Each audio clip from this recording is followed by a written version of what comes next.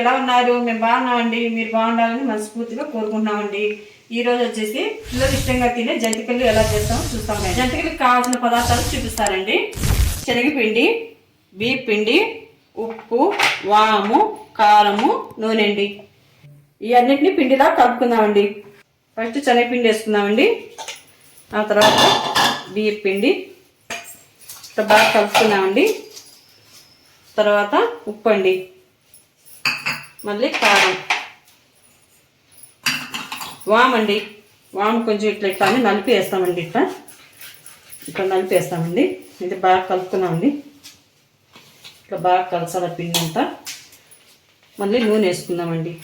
కాంచైనా వేసుకోవచ్చు, పచ్చి నూనె అయినా వేసుకోవచ్చు అండి.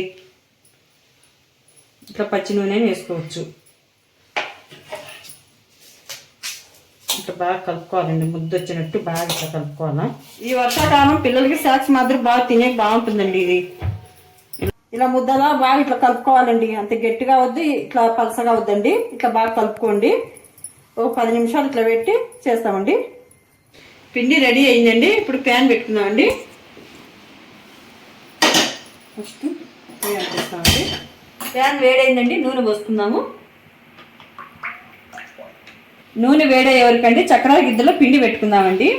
ఫస్ట్ కొంచెం నూనె పట్టించుకుందామండి. ఇట్లా చేసి ఇట్లా పెట్టాలండి.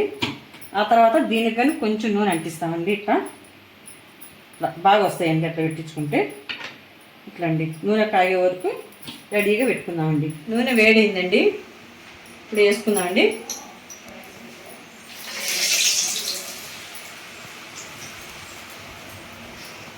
ఇలాగ వేసుకుందామండి. ఇవి బాగా ఉడికినాక తిప్పేస్తామండి. ఇదిగోండి ఇలా అయింది కదండి. మళ్ళీ తిప్పేస్తామండి. కొంచెం తిప్పినా కానీ బాగా కావాలి కదండి.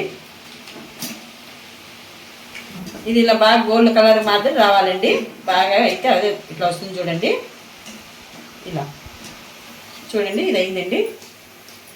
ఇలా వేసుకొని ఒక సీన్లో ఇట్లా పేపర్ పెట్టుకొని, డిష్ పేపర్ పెట్టుకొని వేసుకోండి. నూనె అంతా పీరుస్తుందండి. చూడండి ఎలా వచ్చిందో. చూడండి ఎలా బాగున్నాయండి. ఇట్లా ఫుల్లగా బాగా వచ్చినాయి చూడండి. మీరు ఇట్లా తయారు చేయండి. అది చూడండి ఎంత బాగుంది.